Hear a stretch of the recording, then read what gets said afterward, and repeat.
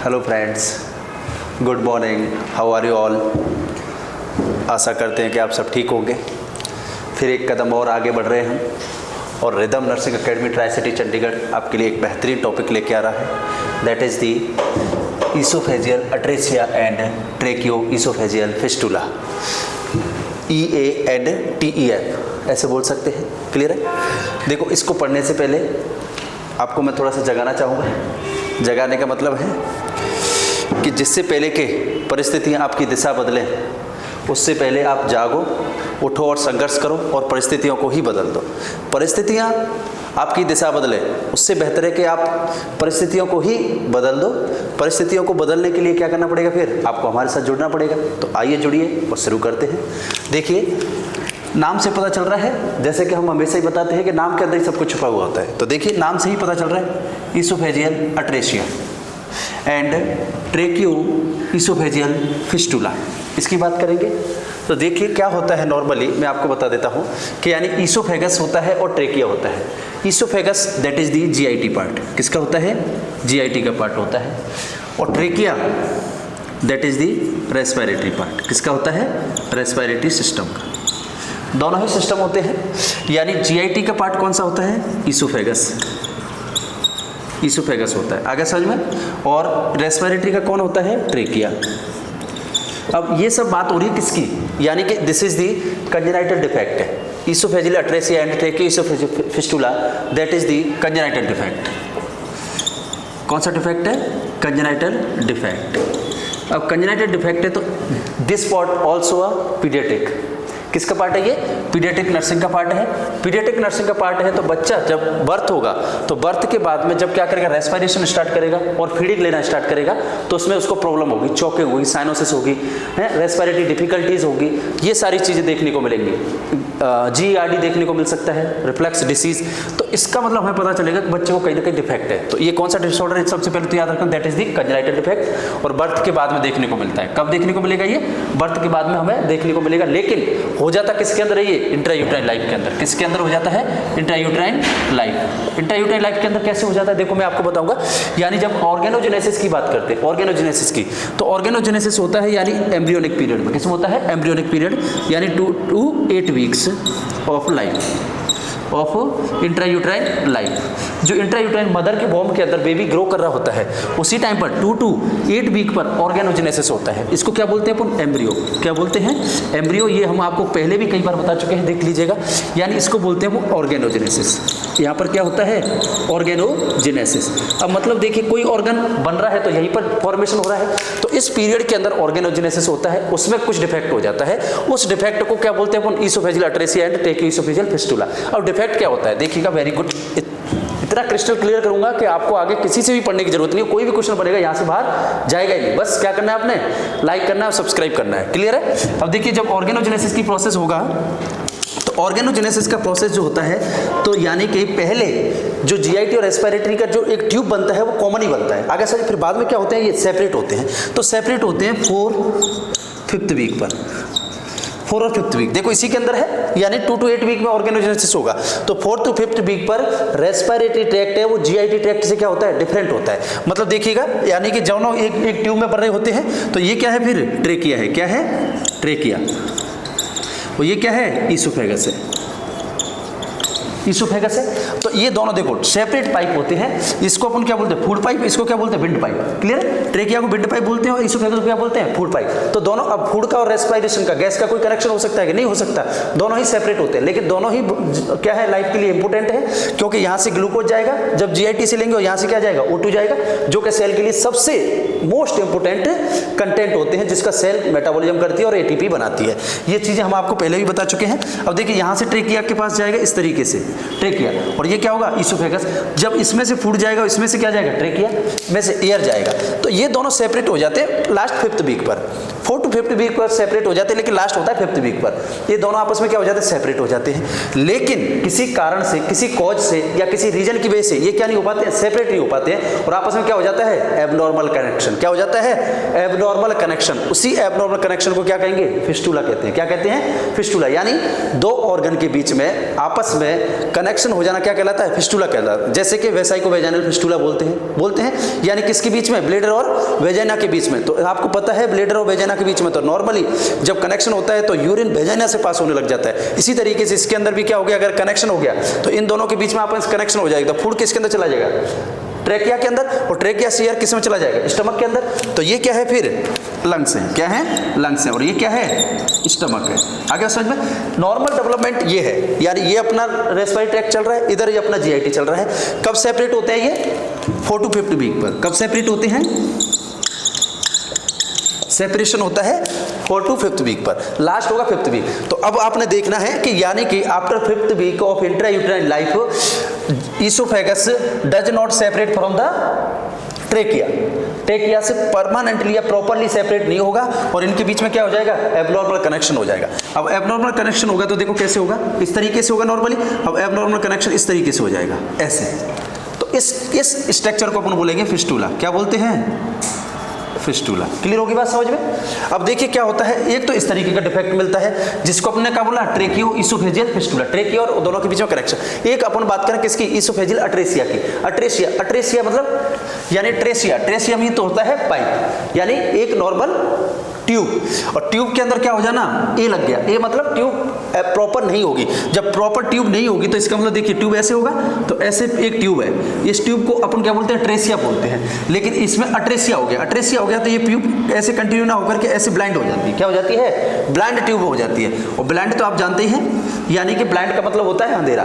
तो अंधेरा, आंखों का ब्लाइंडनेस हो जाना मतलब आगे कुछ नहीं दिखाई देगा। तो इसका मतलब है यहाँ से ऐसे रास्ता बंद हो गया और आगे की तरफ कुछ है क्या? कुछ नहीं है। तो इस तरीके का ऑब्स्ट्रक्शन हो जाता है, वही कहलाता है ब्लाइंड ट्यूब। ईसोफेगस कैसा हो जाता है? ब्लाइंड हो जाएगा। इसको बोलेंगे अपन ईसोफेजियल अट्रेसिया।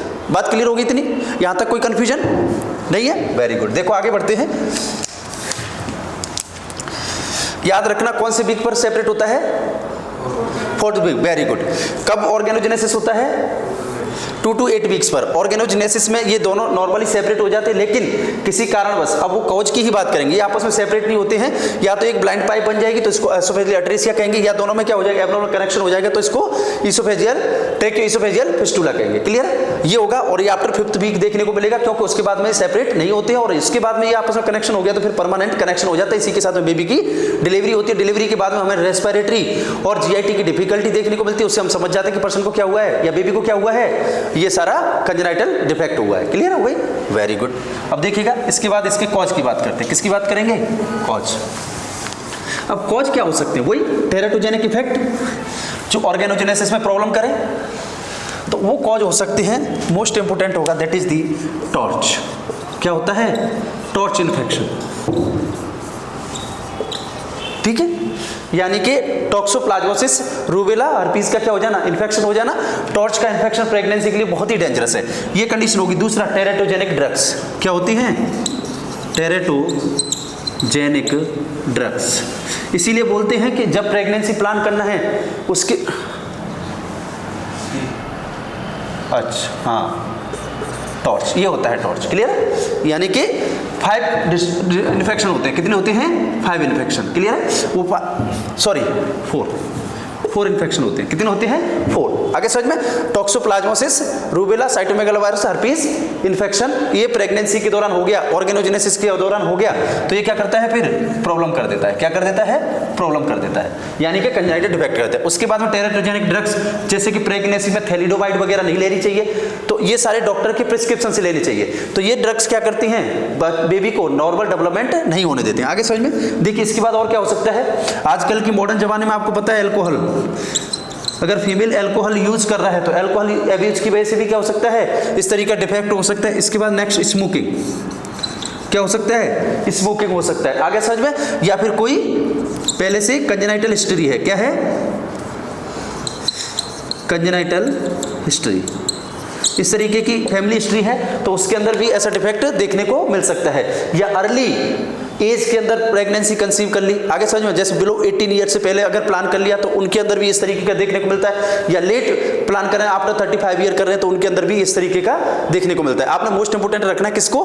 टॉर्च इन्फेक्शन को, या अल्कोहल एब्यूज और स्मोकिंग। क्लियर? ये मोस्ट कॉमन कॉज होते हैं जो क्या करते हैं? ट्रेकियो-इसोफेजियल फिस्टुला। तो अभी तक हमने किसको देख लिया है? कॉज को। किसकी बात कर ली है? कॉज का। देखिए कॉज के बाद मोस्ट इंपोर्टेंट अपन बात करेंगे types.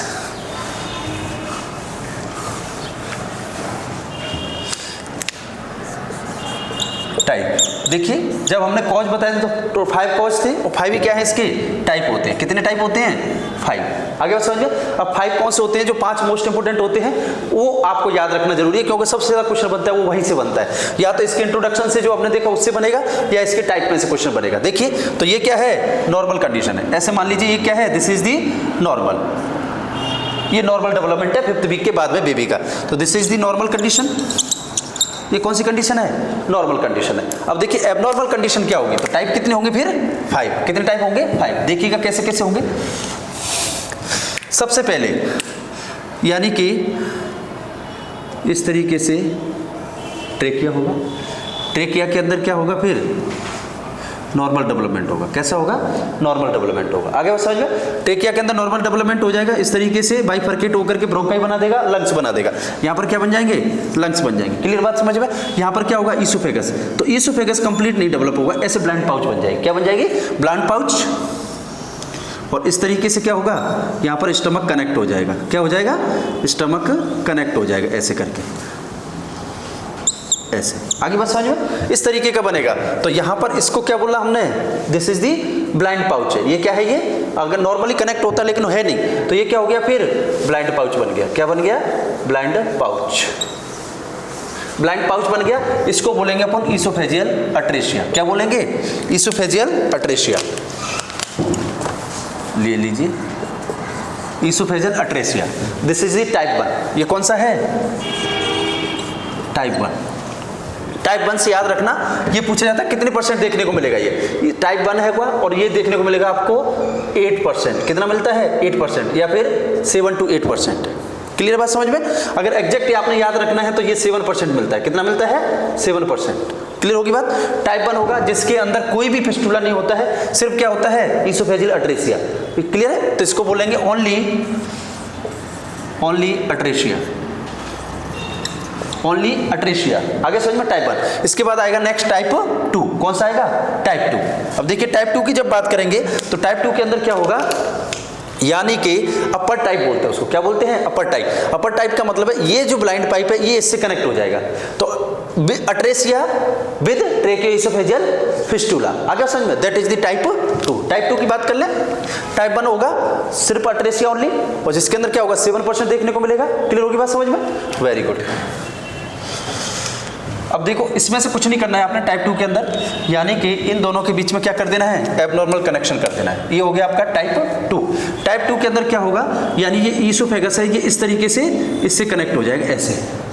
That is the type 2। और रेयर कंडीशन में मिलता है 1%, सबसे कम देखने को मिलता है। सबसे लीस्ट जो देखने को मिलेगा वो ये मिलेगा टाइप 2। क्लियर बात समझ में? और ये कितना मिलता है? 1% मिलता है ओनली। क्या मिलता है? 1%। और इसको क्या बोलते हैं अगर पूरा नाम देंगे तो? Oesophageal अट्रेसिया with tracheoesophageal fistula, with tracheoesophageal fistula.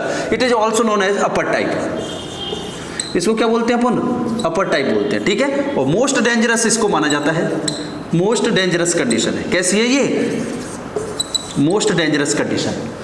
सबसे रेयर है, लीस्ट कॉमन है, लेकिन मोस्ट डेंजरस है। मोस्ट डेंजरस क्यों है? क्योंकि इसके अंदर सबसे ज्यादा चांस रहते हैं किसके? एस्पिरेशन के। किसके चांस रहते हैं? एस्पिरेशन के। देखिएगा कैसे? जैसे माउथ से कुछ भी लिया, ईसोफेगस है, ये क्या है? ईसोफेगस।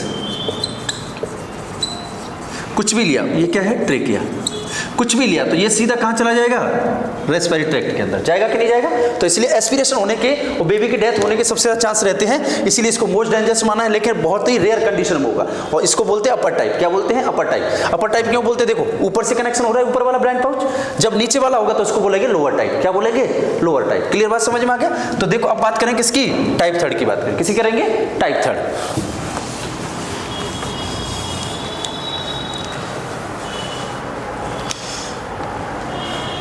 टाइप 3 के क्या होगा? लोअर टाइप है, तो आप समझ जाएंगे कि लोअर कनेक्शन होगा। टाइप 3 होता है that is the lower type. ऐसे। तो इसका मतलब अब कनेक्शन किसके साथ होगा? इसके साथ। ऐसे कनेक्शन हो जाएगा। आगे समझ में? तो देखिए ये क्या है फिर? Lower type. और टाइप कौन सा हो गया? 3, लोअर टाइप। इसको बोलते हैं लोअर टाइप। और सबसे ज्यादा जो देखने को मिलता है, मोस्ट कॉमन फाउंडेड है, तो दिस इज दी कितना मिलेगा फिर? ये 86%। कितना मिलता है? 86%। आगे बात समझ में? और टाइप 2 कितना मिलेगा? 1%। क्लियर है? और टाइप 1 7%। और सबसे ज्यादा देखने को मिलेगा दैट इज दी टाइप 3 86% मिलता है। कितना मिलता है? 86% अकेला मिलता है। तो आप समझ सकते हैं that is the most common type है। कौन सा है ये? मोस्ट कॉमन टाइप है, लेस डेंजरस है। कैसा है ये? लेस डेंजरस है। जब ये कंटेंट वगैरह इसके अंदर क्या होंगे? रिगर्जिटेट होंगे, तभी प्रॉब्लम होगा। बाकी ऊपर से कोई भी कंटेंट नहीं आएगा। तो इसको बोलेंगे अपन इसोफेजियल अट्रेसिया। ये है कि नहीं है? तो इसका मतलब अपर बॉर्डर। ये कौन सा है? ये अपर प्रोक्सिमल पार्ट। प्रोक्सिमल पार्ट भी बोलते हैं इसको। अपर पार्ट क्या बोलते हैं? अपर पार्ट और लोअर पार्ट बोलेंगे, या फिर क्या बोलेंगे इसको? प्रोक्सिमल। तो स्टमक का जो प्रोक्सिमल पार्ट, इसोफेगस का जो प्रोक्सिमल पार्ट है वो तो कैसा हो गया? ब्लाइंड। और जो कौन सा डिस्टल पार्ट है, कौन सा है ये? डिस्टल। डिस्टल पार्ट का क्या हो गया? फिस्टूला। डिस्टल पार्ट का क्या हो गया? फिस्टूला।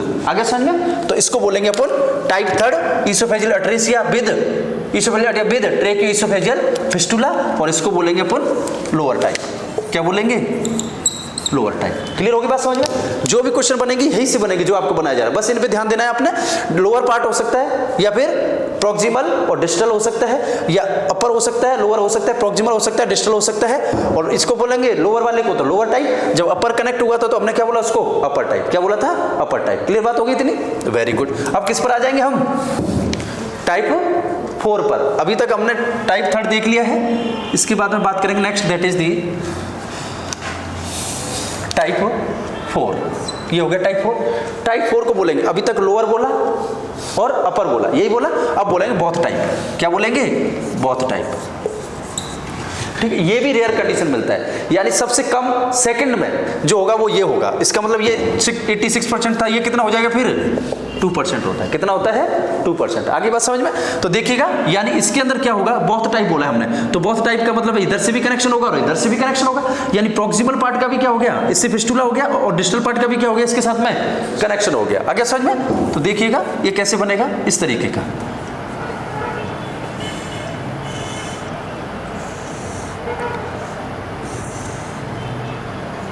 ऐसे कनेक्शन हो जाए। आगे बात समझ में? तो यानी ये भी डेंजरस कंडीशन होगी, यहां से भी जा सकता है और यहां से भी कंडीशन जा सकती है इसके अंदर। आगे बात समझ में? तो ये होता है टाइप 4। कितने % मिलेगा? 2%। कितना मिलेगा? 2%। इसको क्या कहेंगे? बोथ टाइप कहेंगे। क्या कहेंगे? Both type. आगे बात समझ में? देखिए, इसके बाद अपन बात करेंगे किसकी? इसको भी अगर नाम देंगे तो वही होगा oesophageal atresia with tracheooesophageal fistula both type. क्या बोलेंगे? Both type. बस ये याद रखना आपने। बोथ टाइप रखोगे आप, अपर टाइप से याद रखोगे, लोअर टाइप से याद रखोगे, तो आपको फिर कंफ्यूजन ही नहीं होगा। पहले अपर आता है, फिर लोअर आता है, फिर बोथ आ जाता है। क्लियर? और सबसे पहले क्या था? ओनली क्या था? अट्रेसिया। अब देखिए लास्ट में क्या होगा। अब अपन किसकी बात करेंगे? 5th की। किसकी बात करेंगे? 5th की। टाइप 5th होगा तो देखिए इसके अंदर क्या होगा फिर? Only fistula. क्या होगा फिर? Only tracheooesophageal fistula. क्लियर? अब देखो ये कितना है? 2% था, ये कितना हो जाएगा फिर? 4%। कितना हो जाएगा? 4%। क्लियर होगी बात समझ? अब देखिए, अगर 4% की बात करेंगे तो इसके अंदर क्या होगा? इसको H टाइप बोलते हैं, also known as H type. किस नाम से जाना जाता है? ये H टाइप के नाम से जाता है। देखिएगा इसमें इस तरीके से कोई क्या नहीं होगा। हाँ, देखिएगा क्या होगा।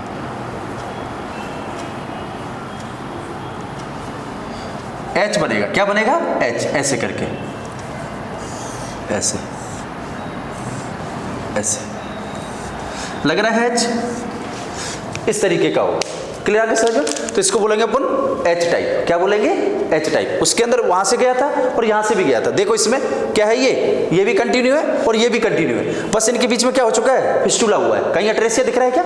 नहीं दिख रहा है। ये कंटिन्यू है पाइप अपना, ये भी कंटिन्यू अपना पाइप। आगे समझो? तो सिर्फ क्या हो रहा है? फिस्टूला हो रहा है। क्या हो रहा है? Only fistula. कनेक्शन हो रहा है, एबनॉर्मल कनेक्शन हो रहा है। तो इसको बोलेंगे टाइप 5। कितने टाइप पढ़े हमने? कितने % है ये? 4% है। पहले वाला टाइप 1 अपर क्या बोला था इसको? अपर टाइप बोला था। जो सॉरी, अपर टाइप नहीं बोला था, सिर्फ अट्रेसिया था, ओनली अट्रेसिया था। टाइप 1 क्या था? ओनली अट्रेसिया था। इसके बाद हमने किसकी बात करी है? टाइप 2 की। टाइप 2 के अंदर क्या था? अपर टाइप सिर्फ क्या हो रहा था? ये वाला इसके साथ में कनेक्ट हो रहा था। इसके बाद हमने किसकी बात करी है? टाइप 3 की, जो कि क्या है? लोअर टाइप है। कैसा है? Lower type. इसका मतलब इसमें ये इस तरीके से आ रहा था। इसके बाद टाइप 4 की बात करिए तो इसमें क्या हो रहा था? फिर दोनों कनेक्ट हो गए थे, बोथ टाइप बोला था। और लास्ट में हो गया टाइप एच टाइप। कौन सा हो गया? H type. कितने परसेंट है ये? 4% है। तो सबसे मोस्ट कॉमन कौन सा होता है? Type third. कौन सा होता है? Type third. और सबसे मोस्ट डेंजरस होता है टाइप सेकेंड। सबसे कम होता है हाँ टाइप 1 जो मोस्ट डेंजरस है, ठीक है ना, और लेस डेंजरस है जो सबसे मोस्ट कॉमन है। आगे समझ में? ये क्या होते हैं? इसके टाइप्स होते हैं। क्या होते हैं? टाइप्स। Very good.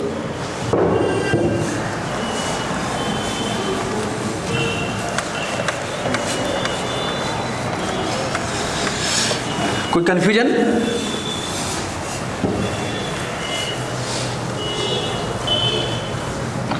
देखिएगा, कोई कंफ्यूजन तो नहीं है? Very good. अब देखो आगे बढ़ते हैं, किसकी बात करेंगे? साइंस सिम्टम्स की। किसकी बात करेंगे? साइंस सिम्टम्स की। असेसमेंट आफ्टर बर्थ, ऐसा क्या होगा जिससे हमें पता चलेगा? तो देखिए, जब साइंस सिम्टम्स की बात करेंगे तो साइंस सिम्टम्स में क्या मिलेगा पर्सन को? रिगर्जिटेशन मिलेगा। क्या मिलेगा? रिगर्जिटेशन, यानी ब्लाइंड पाउच हो गई। अब कुछ भी खाएंगे वो आगे जाएगा क्या? जैसे ही तो देखा था हमने, ऐसे ब्लाइंड पाउच हो गई इसोफेगस की। हमने कुछ भी चीज़ खाया वो तो आगे बढ़ेगा नहीं, क्योंकि ब्लाइंड हो गया। ये कैसा है? ये ब्लाइंड है। क्या है? ब्लाइंड है। तो सारी चीज़ें बाहर आएंगी कि नहीं आएंगी? आएंगी। तो फिर क्या होगा? रिगर्जिटेशन होगा। क्या होगा? रिगर्जिटेशन। और क्या मिलेगा? Respiratory difficulty. क्या मिलेगा? रेस्पिरेटरी डिफिकल्टी मिलेगा कि नहीं मिलेगा? रेस्पिरेटरी डिफिकल्टी क्यों मिलेगा? हाँ, क्योंकि देखिए अभी बोला मैंने एस्पिरेशन हो जाएगा या एयर लेगा, किस में चला जाएगा? स्टमक के अंदर। तो एक क्वेश्चन और पूछा जाता है कि गैसलेस स्टमक किसे बोला जाता है, या गैसलेस स्टमक कौन सा टाइप होता है, ये भी पूछा जाता है बहुत बार। तो that is the type third. किसको बोला जाता है? टाइप थर्ड को। आगे समझ में? गैसलेस एब्डोमेन। अब टाइप थर्ड में हमने क्या देखा था? हाँ, यानी कि देखिएगा, यानी कि इस तरीके से था और इस तरीके से था। तो इसका मतलब ये क्या है फिर? इसोफेगस है ऐसे। तो ये क्या हो रहा था? टाइप थर्ड को हमने क्या बोला था? लोअर टाइप बोला था कि नहीं बोला था? लोअर टाइप होगा। तो इसका मतलब देखिएगा, यानी यहाँ से क्या हो गया था? ये इस तरीके से कनेक्ट हो गया था। ये अपने नॉर्मल था और इन दोनों के बीच में क्या हो गया था? इस तरीके से कनेक्शन हो गया था, ऐसे हुआ था। तो इसका मतलब देखिए, अब यहाँ से क्या होगा? एयर आएगी। क्या आएगी? एयर। और एयर ऐसे करके क्या होगी? इसके अंदर चली जाएगी, या फिर एयर इसके अंदर बच जाएगी। तो इसको बोलेंगे गैस नेस। क्या बोलेंगे? गैसनेस स्टमक। इसका मतलब है, यानी कि जब होगा तो ये आना चाहिए, तो एयर किसके अंदर आ जाएगा? फिर डायरेक्ट स्टमक के अंदर आ जाएगा। तो गैस फुल होगी कि नहीं होगी? अब गैसनेस स्टमक हो गया ये। लेकिन जब बात करेंगे किसकी? टाइप 2 की। किसकी बात करेंगे? टाइप 2 की। तो टाइप 2 के अंदर क्या हुआ था? अपर टाइप बोला था। क्या बोला था? अपर टाइप। तो उसके अंदर ये स्टमक नॉर्मली रहेगा और ये कनेक्शन किसके साथ हो जाएगा? इसके साथ में ऐसे। और ये क्या रहेगा अपना? इस तरीके से रहता है। क्लियर है? तो अब इसके अंदर एयर आएगी क्या? नहीं आएगी। तो इसको फिर बोलेंगे गैसलेस। क्या बोलेंगे? गैसलेस स्टमक।